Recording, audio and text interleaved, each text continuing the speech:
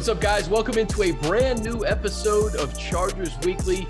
We are exactly 1 week away from football becoming real. And if you listen to this podcast, you're probably in a fantasy draft. And that fantasy draft is probably this weekend. So I tried to time it up the right way. Friend of the show, NFL Media's Marcas does an awesome job. All things fantasy at NFL Network. Marcas, it's been a while, man. How you doing? Doing well, man. Just, we're all trying to survive, right? But football's back. That makes life a little bit better. So let's tee it up and get ready to go. Let's do it. What's this week like for you? I'm sure people coming out of the woodwork for advice as we get closer to the season. Yeah, you can sort of tell. I can tell when we're getting closer because like my Twitter mentions and my DMs start to fill up a little bit more with people like, people that maybe haven't talked to in a little while. I know this is it's a weird dead week, right? This whole, non-week between the preseason and the regular season is new. So I'm still trying to figure out how to survive it. So I'm treating this like an extended week one, basically. That's pretty much what it is. And for the purposes of this podcast, guys, what we'll do is we're going to go through each position group, the Charger or Chargers in those position groups, and where Marcus thinks they're going to go. And in addition to that, Mark is going to give us a couple sleepers at that position that maybe you could target a little bit later. Let's just start at the top with Justin Herbert, the reigning offensive rookie of the year. I think last year, the QB9, and he started week 2, 31 touchdowns, 10 interceptions, over 4,300 yards passing, a new offense, a new coaching staff. Marcus, he's proven that he has a built-in connection with Keenan Allen. There's so many other playmakers on this offense. How do you view Justin Herbert in 2021? I still think he's a top 10 quarterback. And I know there's some concerns about just the learning curve with a new offense and a new offensive coordinator, but I think what we saw out of him last year sort of shows that this guy is ready to be among the top tier quarterbacks, not only in this league, but in fantasy football. And he's really being drafted as such. Most times I see him coming off the board somewhere as the quarterback 8 or 9, something around there. You're going to have to, make a play for him in probably the 6th round if you want to get him. But just with the way he jumped in last year, right? I mean, literally thrown into the deep end of the pool against the Kansas City Chiefs and playing admirably in that game and just really taking off from there, I think gives people a lot of confidence. Then you throw in the weapons around him with Keenan Allen, with Austin Ekeler, with Mike Williams. I think that just goes to show that people are really excited about this Chargers offense, and you're going to have to make kind of an earlier play if you want Justin Herbert as your quarterback. And Marcus, I think the mystery around it too is you mentioned a new offense. What's that going to look like in comparison to last year? Justin has the wheels. Will those rushing touchdowns potentially go up? And then the absence of Austin Ekeler for a stretch of the 2020 season, how much better will that make Justin? Taking all that into consideration, what do you think Justin's ceiling is in 21? I think his ceiling is probably a top 5 quarterback. I think more realistically, I think you're probably pegging him about where he finished last year, right? That's 8 or 9, which is, you're still talking about a QB1, but I think if everything pans out, you can get him probably into that top 5. I mean, I still like guys ahead of him, like Mahomes, like Josh Allen, maybe Kyler Murray. You could throw maybe a Dak Prescott or maybe a Lamar Jackson in there, but there's really a small number of players that I feel like have the potential to score more fantasy points than Justin Herbert this year. Marcus, your philosophy on quarterbacks, let's say you don't get any of those guys that you mentioned and Justin goes off the board. How late do you wait rather? And who are 2 or 3 guys that you'd be comfortable with getting in later drafts? Yeah, I think we still want quarterbacks with rushing upside. That's the thing that, Herbert does provide that. So if you can't get one of those guys in sort of the mid rounds, you can still wait until the 9th round or later and get a quality quarterback. Jalen Hurts is a guy that I like, who runs the ball effectively. I think we're still learning about him as a passer, but the fact is he has rushing upside on par with a Kyler Murray or a Lamar Jackson, and that kind of gives you some excitement there. Another guy that is certainly available in the later rounds, you can stay in the same building at SoFi Stadium and go get a Matthew Stafford, who I think has a lot of potential now that he's in LA working with Sean McVay and those receivers over there with the Rams. So he's another guy that I like. And a guy that I feel like has been really underrated this offseason is Ryan Tannehill, who has done nothing but succeed since he took over for Marcus Mariota there in Tennessee. Now they get Julio Jones, which getting a guy like Julio Jones only makes your offense better, right? You pair him with AJ Brown, you've got Derrick Henry standing behind you. There are a lot of good things to like with the Titans. And for some reason, I feel like it hasn't really translated into maybe a high draft ADP, but I'm thankful for that discount and I'll take it wherever I can get it. All good stuff. Let's go to running back. Austin Ekeler. There's some mystery around this guy too, because there is a new offense here. And a lot of people are drawing comparisons to potentially an Alvin Kamara type role. Austin was hurt, like I mentioned, for a stretch of last year. Where is he going in drafts, and where would you be comfortable selecting Austin? For the most part, he's coming off the board either near the end of the first round or right at the start of the second round. But there has been a steady drumbeat of hype building for Austin Ekeler over the last couple of weeks. And I've been in some drafts with some of the other analysts and experts who do this. I have seen Austin Ekeler go as high as number 4 overall, because I think people really believe in what he can be. I mean, this is a guy who's been very productive throughout his career so far. And as you mentioned, sort of those whispers of him being, the new Alvin Kamara in this offense have people very, very excited. So I was in a mock draft earlier this week where, it was Christian McCaffrey 1, Alvin Kamara went number 2. It was Dalvin Cook 3, and then Austin Ekeler right off the board behind Dalvin Cook at number 4. So I think for the most part, you're probably talking about late first round, but it only takes one person in your draft to really love him and bump that draft spot up a few spots. I think since he got in the league, what are the highest catch percentages among running backs? Is PPR a different ball game when we're talking about Austin Ekeler? Maybe you draft him a little bit higher.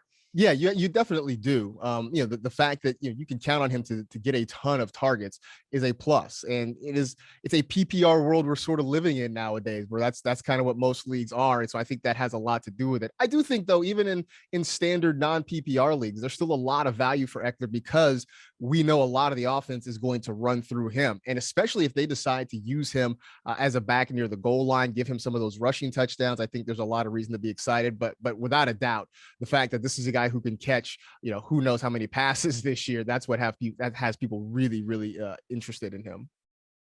All right, Marcas, running backs that you could get late. I had a draft last week and I felt like it dried up pretty quickly. Who are maybe 2 or 3 guys in mid to late rounds that you would be comfortable taking a flyer on? One guy that I love in sort of the middle rounds is Javonte Williams, the rookie out of North Carolina, now playing for the Denver Broncos. He was my favorite running back to watch during draft season because as I watched him, I didn't think he was spectacular at any one thing, but I thought he was very good at a lot of different things. And even though he's going to start the year in a rotation, and he may start the year as the number 2 back behind Melvin Gordon in Denver, I wouldn't be surprised if you see that sort of flip-flop at some point midway through the year and he takes over as the lead back. So he's a guy that I love. Another one that I sort of like that you don't have to spend a lot of draft capital on is Jamal Williams in Detroit. Anthony Lynn, who certainly Charger fans are familiar with, came out and said that he thinks Jamal Williams is kind of a 1A back and wants to use him as such in an offense that I think could really be kind of a 2-headed monster with DeAndre Swift and Jamal Williams. I think they're going to get very similar workloads, but the thing is Jamal Williams is coming off the board 6 or 7 rounds later. I would rather take that discount if I could. And I think if you're looking for a guy who's sort of, again, kind of later rounds that's getting a lot of hype, Damian Williams with the Patriots was a guy that I really liked anyway. And then when New England traded Sony Michel to the Rams, I think that opens up maybe a little bit more opportunity for him. I think the other thing that helps Damian Williams is Cam Newton not being there, because in the past, when the Patriots got close last year, it was Cam who was sort of the de facto running back near the goal line. Now that he's not there, maybe some of those opportunities funnel to Harris. It's a great point. Let's go to wide receivers. I think since 2017, there's been few receivers as consistent as Keenan Allen. And, we're talking 4 straight Pro Bowls. From a fantasy perspective, last year, 100 balls, 992 yards, 8 touchdowns. He found that instant connection with Justin Herbert. I think he was targeted 19 times in 2 separate games last year. How do you view Keenan Allen? Would you be comfortable having him as your wide receiver 1 or like a top end wide receiver 2? He's a wide receiver 1 for me. And, he's in one of those weird spaces where I think we all recognize how good he is. It's just, when you talk about the rankings of wide receivers, it's who do you move out, to move him up a little bit. But because of that, I think people are getting a really good value on him. He's coming off the board in, say, the early to mid third rounds in a lot of leagues. But he's a solid wide receiver one. We know what we're going to get. That consistency is generally there week in and week out. And as you mentioned, he seemed to have almost an instant connection with Justin Herbert. We know he's going to get 120 targets. We know he's probably going to catch in the neighborhood of 100 passes this year. He's going to get you around 1,000 yards. He's going to find the end zone. So, if you are somebody who maybe you go a couple running backs early, or you, like for me, I like to take a tight end early, like a Travis Kelce or a Darren Waller. If you want to get one of those guys in the first couple of rounds, Keenan Allen is generally sitting there waiting for you somewhere in the middle part of the third round. And that's a pretty good place to be to get your wide receiver one. No question about it. And I think last year there was so much uncertainty with Tyrod Taylor starting. All he knew was Phillip Rivers, right? And then Justin Herbert comes in week 2, and Justin spread the ball around so much, but that one constant was Keenan when Keenan was in the lineup. Another receiver, Marcas, this guy's fascinating to me this year, Mike Williams. So earlier this offseason, Joe Lombardi talked about the X receiver position in New Orleans and how Michael Thomas played that role, how he envisions Mike Williams playing that role. And he said it's a safe bet that Mike Williams is going to have a pretty big year numbers wise. Where would you draft Mike Williams? Is this the type of guy who you take a late round flyer on and maybe he puts up wide receiver 3, potentially wide receiver 2 numbers? I do. I like Mike Williams, and I like the fact that I don't know if everybody's sort of caught up yet because he's still being drafted, round 10 or later. So again, you're not putting out a lot of draft capital for a guy that I think has a lot of upside. And for people, say if you're playing in best ball leagues, or if you just like stacking your quarterback and wide receiver together, maybe it's difficult for you to get the Keenan Allen, Justin Herbert combo. It's probably a little bit easier though to get a Justin Herbert, Mike Williams combo and play for some of those big chunk plays, potentially, hopefully get some of that touchdown upside. I like him as a third wide receiver, maybe a little depth on my roster. And I feel like people have sort of overlooked him a little bit, but I think there's a big breakout year coming for him this year. And I feel like when you don't hear those names and you don't see him out there for preseason over like the last few, let's say 3 or 4 weeks, you tend to forget just the production that he could potentially have in this new offense. Marcas, a couple other receivers, sleepers, mid to late rounds. Who are you targeting? Middle rounds, I've really kind of jumped on the Devonta Smith bandwagon, the reigning Heisman Trophy winner out of Alabama, who's now playing for the Philadelphia Eagles. From the moment he was drafted, I think he became Philadelphia's best receiver. I think he's going to get a ton of targets in an offense that I think is going to be a little more pass heavy than people are anticipating. So I definitely like him. You get to some of the later rounds. I think Deebo Samuel is maybe getting overlooked because everybody has moved on to Brandon Ayuk in San Francisco, but this Niners offense is still going to be very productive, and Deebo Samuel is going to be a part of it. And if you're talking kind of late end of draft sleepers, I'm gonna be a little bit of a USC homer here and pick on one of my fellow Trojans. I'm on Ross St. Brown with the Detroit Lions. Look, everything I have read and heard about him in Detroit suggests that he can sort of be Jared Goff's new version of what Cooper Kupp was for all those years in Los Angeles. He's probably going to be their starting slot receiver. There's a chance he could be the number 2 target in this offense behind TJ Hawkinson. And literally you can use your last pick on the draft. In some leagues, he's probably going to be undrafted, but I do think there are good things coming for Amon-Ra. And no Perryman now. He was no released, Perryman, right? That too. Yeah, Brashad Perriman is not there anymore, so that opens up some more opportunity potentially. Tight end, Jared Cook. I've said this a few times on this podcast. Over the last 3 years, only Travis Kelce has more touchdowns among tight ends.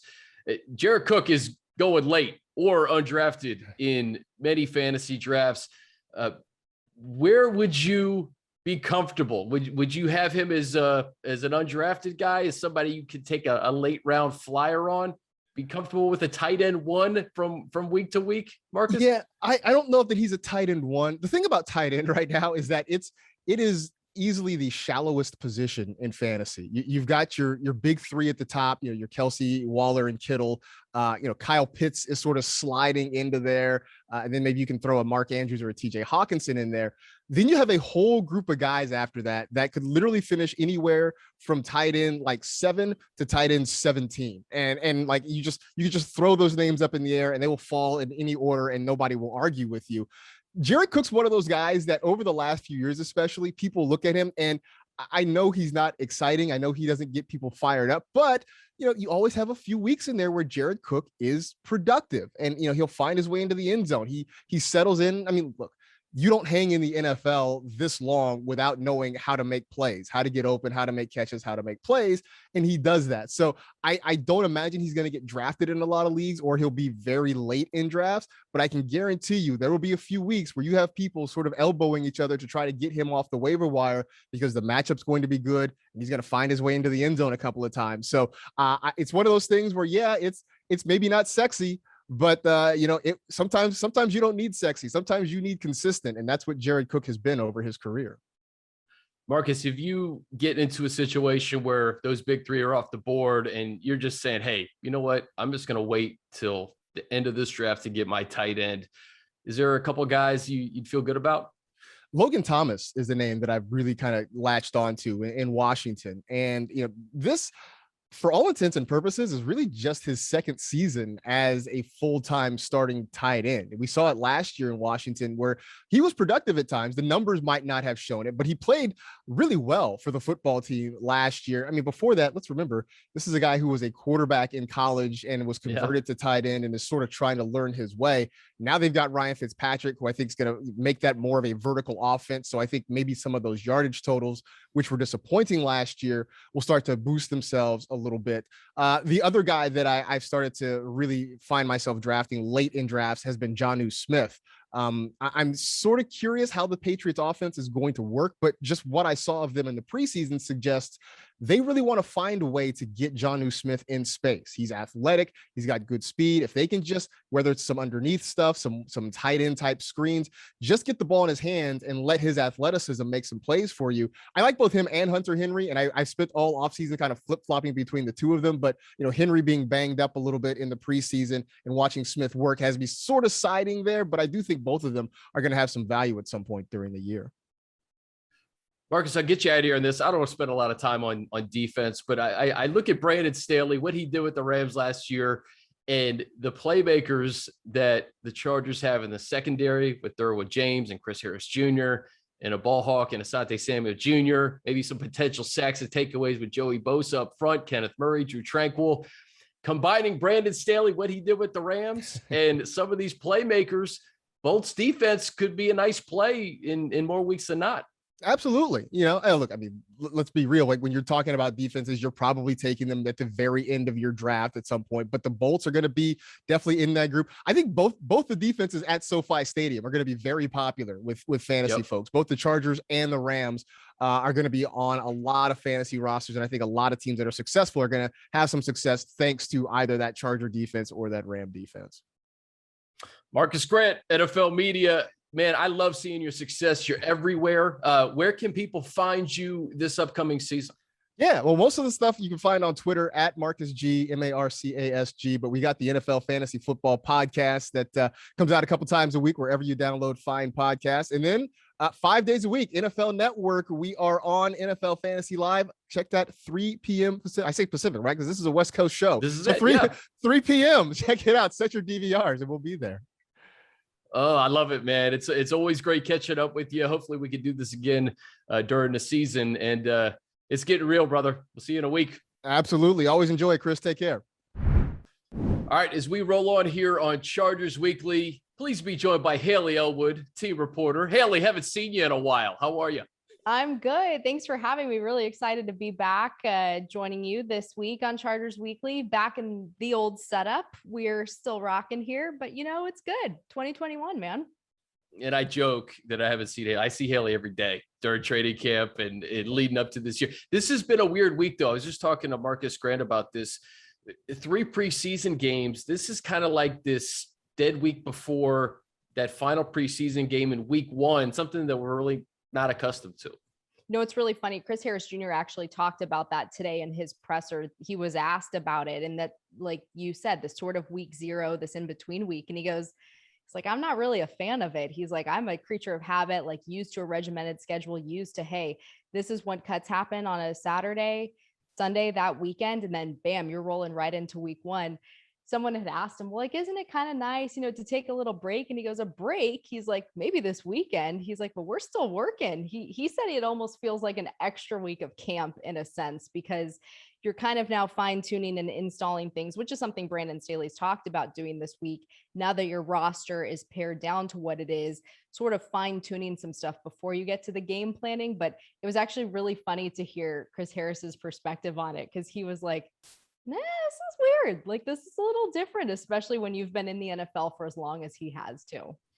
Especially because when you have a week off, you want it to be during the season, right? After like 5 or 6 games, not when you're fresh and like champing at the bit to go at it in week one. Hayley, obviously we're going to talk about the podcast network. We got a lot of stuff cooking starting next week, but you and I were at camp every day. Your observations from a Brandon Staley led training camp, so much new, really kind of a breath of fresh air as we head into 2021. Yeah, I'm kind of going to reference Chris Harris again, because he talked a bit about Staley's philosophy, and you and I heard him talk about this week throughout camp, whatever it is, that he's very much hell-bent on inputting the why, finding the why and teaching the why as to how they do things. And Chris Harris talked about, from the get-go, from the beginning, it wasn't, hey, this is your job, this is what you're going to do. It's, hey, let's just talk football. Let's just talk about the game. Let's just talk about who we're playing and talk it out. And he said, it's just really interesting. And when you talk about that new breath of fresh air, Chris Harris said, it might be a generational thing. It might be that, he is sort of new and might have kind of taken pieces of this along the way. Ronaldo Hill likened him a lot to Nick Saban, that's when he was with Saban, I believe, in Miami. That was a similar philosophy that he had. And so it's really sort of, now we're seeing that take shape. We saw it kind of go throughout training camp, kind of start in the preseason, but this is really where we're going to find out what this team is. I think just general observations, another thing that Staley did too was, like in practice, very similar to how games are set up. And Chris talked about this in his presser again, is, we saw a huge emphasis on special teams, which I think is a two-parter. It's partly because this team hasn't been great on that side of the ball over the last few years, so there is an emphasis on it. But also there are periods in games, Chris Harris Jr. said, where we're not out on the field. We're kind of hanging on the sideline. So getting some of maybe those breaks that were put in the practice schedule, having those special teams chunks, getting guys kind of acclimated to, hey, when you're in a game, you're not on the field the whole time, you're going to have breaks, and really kind of get them in that mindset, because we're getting close. Week one is literally a week away. There is a game to be played 1 week from today. Next week, I think it's Cowboys Buccaneers, I want to say. So it's just really interesting, the philosophies that have kind of unfolded, and now we're going to see it in action.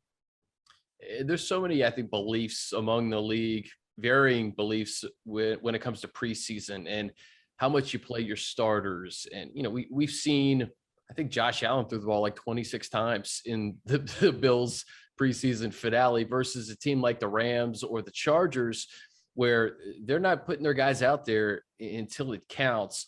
And Coach Staley has talked about these practices, how important those practices are. And I agree with you. I think one of the cool observations is seeing how much special teams was kind of put in between certain sections of practice, almost kind of simulating a game in many ways.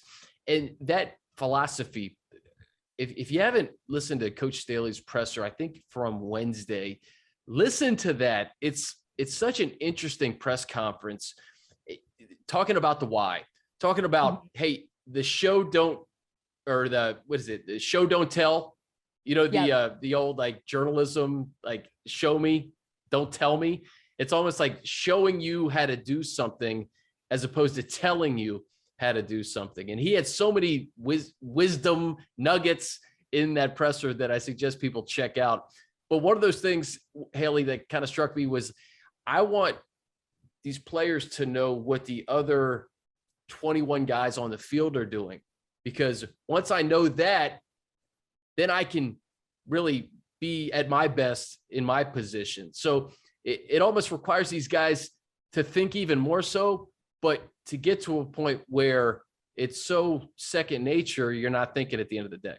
Yeah, I think that's a huge part of it. It is just getting them extremely, extremely comfortable, whether it's with the schemes, whether it's with certain plays. I remember he talked about in that presser, talking to someone like Joey Bosa and running through, hey, we hear 5 plays. What do you think of these plays against this opponent? What do you like the best out of these 5? Which one do you think won't be the best? And it seems also very collaborative.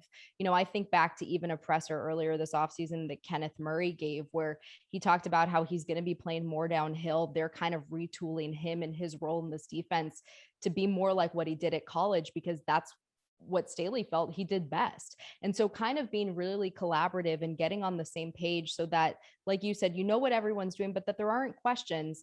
And I think it was Joe Reedy who, when he was talking with Chris Harris in the presser today, said, the word freelance, so no one's really freelancing. Everyone kind of knows what they're going to be doing, knows what works best. And that sort of on the cuff mentality won't be quite as there. Although, look, we know it's the NFL. We know that things happen in games and you always have to stay on your toes, but preparing as much as possible so that you do feel as most comfortable as you can once a game kicks off. And that game kicks off 10 days from, as we're taping this on Thursday. And what I think is just so wild, Hayley, is we have no idea what to expect September 12th in Washington on offense, defense, special teams. This is all new. We see what we see on the practice field before practice now, during training camp. But because we haven't seen any of these starters in preseason, that intrigue surrounding that game and who's on the other side, when we talk about Chase Young and Montez Sweat and all these really cool storylines within the game, it has to be so fun for Chargers fans to just think about getting to September 12th and then actually watching it here in 10 days. Yeah, it really is a new era. And when you talk about the lack of starters that played in the preseason, it's a huge surprise. It is going to be a huge surprise because obviously the preseason, and Staley talked about this too, things are very vanilla. Things are very basic to a point where you just want to know what you can get out of some of these guys who are on the bubble or that you might have questions about. And so I think once we do see that, it's going to be really interesting and really exciting and to see it all come together. And I think another huge part of this too is the fans are back, having fans back in stands and having more of a real NFL atmosphere is going to be something that's also really exciting as this 2021 season unfolds, just because of the fact that that was missing last year, especially for us out here in LA. We did not have any of that. I know some games on the road, they were sprinkled in, but still not to the effect that it could have been. So I just think all of that it's really intriguing and we'll see, but we're really excited. I just want to take a moment to say, just like, how crazy is it that the season is pretty much almost here? I mean, we joke all the time about off seasons and how, people ask us like, oh, what do you do in the off season? And it's like, what off season, and now here we are in early September and we're ready to just, roll it on one more time. I'm excited to actually just talk about football, but because Yeah. we do get to a point where we're talking about the potential of this team and what could be, and, on paper, all these things in the offseason, all 32 teams right now have some sort of hope that they're going to have a winning season or they're going to make a run at a wild card spot or a division title, a conference championship, a Super Bowl. But now we can see it shake out. And for the Chargers, you play the NFC East. You got 2 tough games really off the rip against Washington and Dallas before going to Kansas City and the Raiders. You got the Broncos with a pretty loaded team. Now, Teddy Bridgewater, we know, is going to be under center. What have conversations that you've had at training camp? I know you've talked to a lot of people just about this division, and we know it starts with Kansas City and everybody is chasing them at this point. But after that, Vegas has had their moments. The Broncos have a pretty good defense when you talk about that loaded secondary and having Von Miller and Bradley Chubb back. And then the Chargers, I think the biggest piece, in addition to Justin Herbert, Hayley, is just having Derwin James back. Yeah. I think, look, like you said, it starts at Kansas City. They are, they've been at the AFC, they've been at the Super Bowl, 2 straight years in a row, won the AFC championship 2 straight years. They are, up there. They've won the whole enchilada. They fell short last year. I think I saw a tweet yesterday, and I might be wrong about this, but I'm trying to correct myself and find it. But I think I saw that the Broncos have had one of the least amounts of roster turnover from year to year, which means that they actually really like the guys who they had. And now they're kind of working with it. And Teddy Bridgewater obviously going to be starting there. Joe Lombardi today actually said he has so much respect for him, very familiar, worked with him obviously in New Orleans. And he goes, man, I wish that guy was in a different division. But, it's the NFL. It's a little incestuous. Everyone kind of comes and goes and makes their way. And then you look at the Raiders. You look at a team that's very familiar with this Chargers team now, just because of a lot of the coaches that have gone over there. You think of Gus Bradley, Ron Miles, and then a lot of the players too, familiar face and Denzel Perryman now coming over. So that week 4 game is going to be so interesting to me. And you and I have talked offline about this, but just from a defensive Raiders perspective and how they'll handle the Chargers offense, which is going to be different as we know, but yet there is familiarity. They know Keenan Allen, they know Justin Herbert, they know these guys.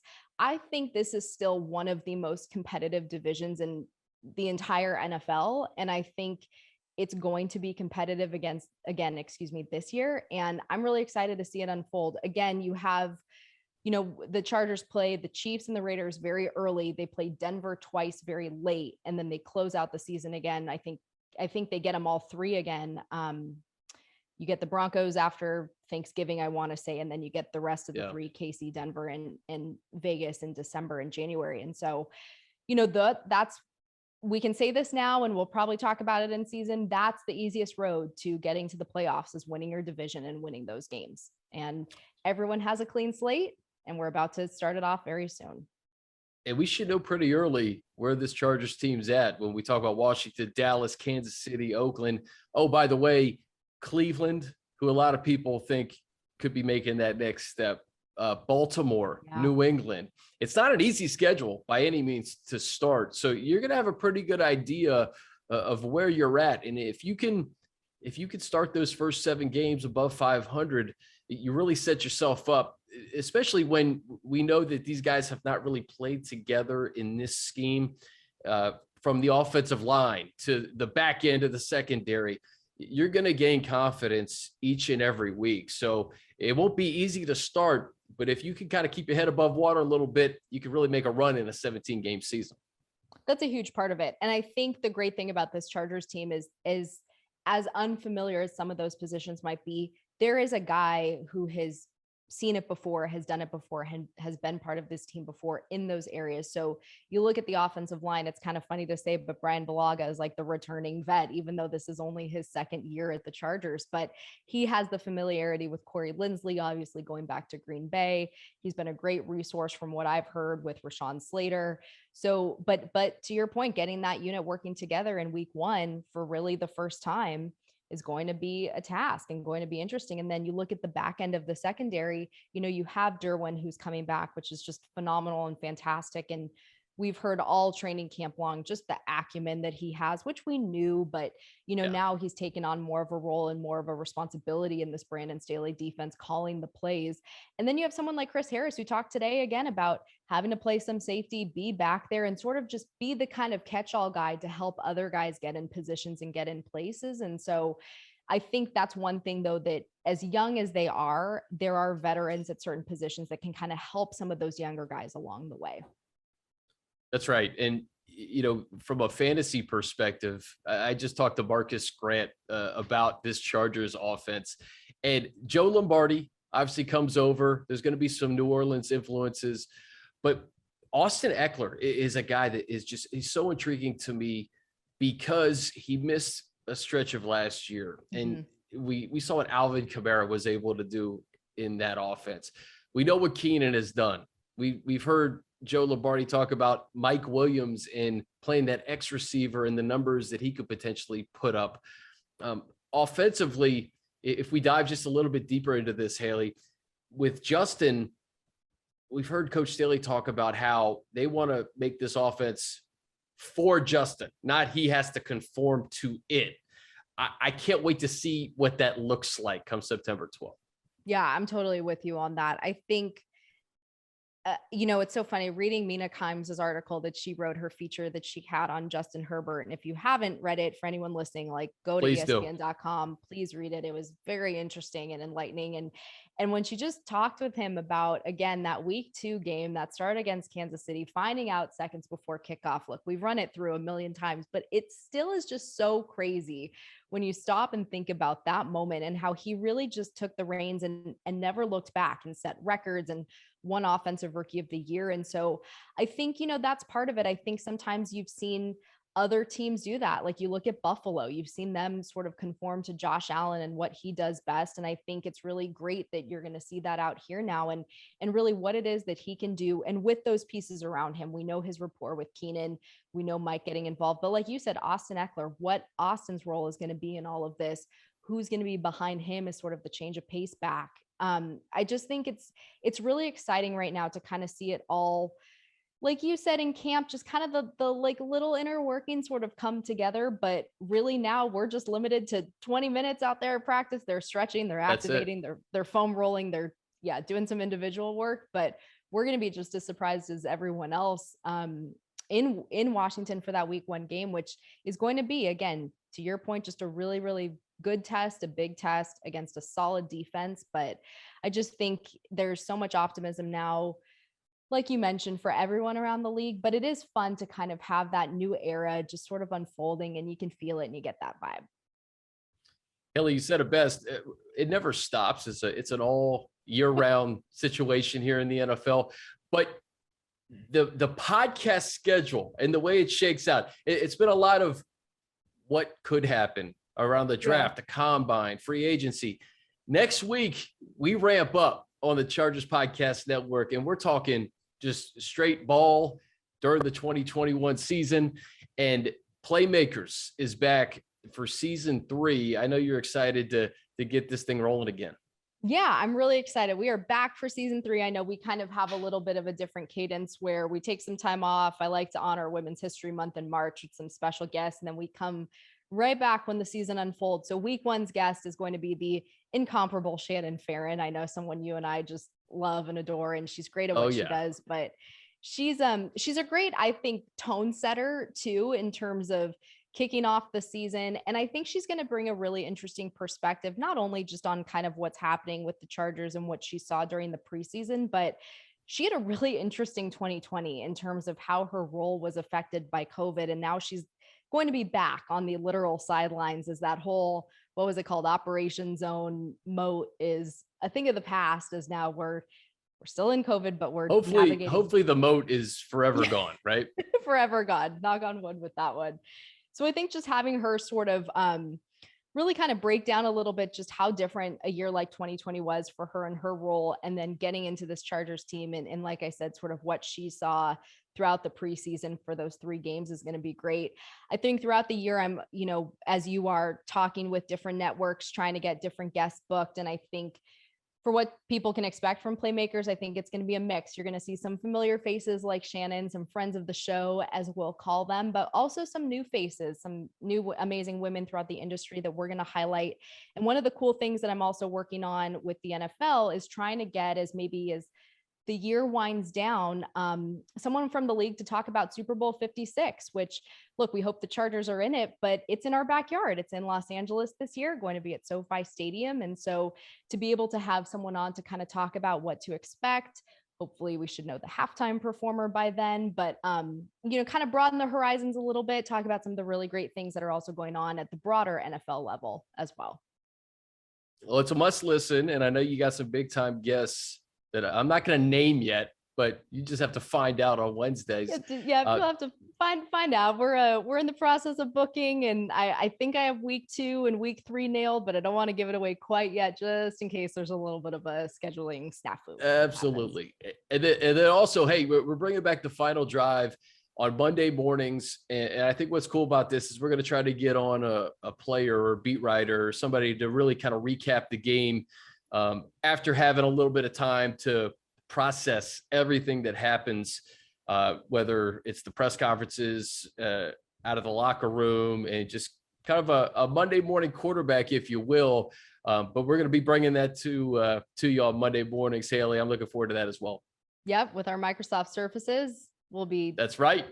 putting those back up here somewhere, making them visible. But yeah, I think anytime you can kind of break down, rehash, hopefully we'll have some wins, some awesome wins to talk about. That'll be fantastic if those happen. But like I think you said, I think adding a voice, I remember when we would kind of do a post-game pod a couple of years ago, having, Eric Williams, who was with us at the time for ESPN, just another voice to kind of bring a perspective, different perspective. We're a player will be awesome. And man, again, we're rolling. It's week one. We're rolling, almost. man. We're rolling. Week half. We got Final Drive Mondays. We got Playmakers Wednesdays. Mhm. We have Chargers Weekly and Puro Chargers in that Thursday to Friday time frame as well. So Francisco Pinto, Adrian Garcia Marquez, love those guys, man. They just bring such great positive energy to this organization, and I'm really excited for them kicking off Puro Chargers in season 2. And Hayley, it all starts next week. I'm looking forward to seeing Shannon on the pod and getting this thing going. Yep, we're going to get it going. We're really excited. It all starts Monday, might be Labor Day. Not for us. Game week, Monday game week. No days off. No days off. First day of prep for Washington, apparently. And yeah, really excited about that. Also, really quick note about Francisco and Adrian. Loved having those guys at camp. Man, when you talked about vibe and energy, like every single day they were out there. And I think the fans, when they would kind of intermix in the bleachers and do stuff with them, they loved them too. So they're awesome.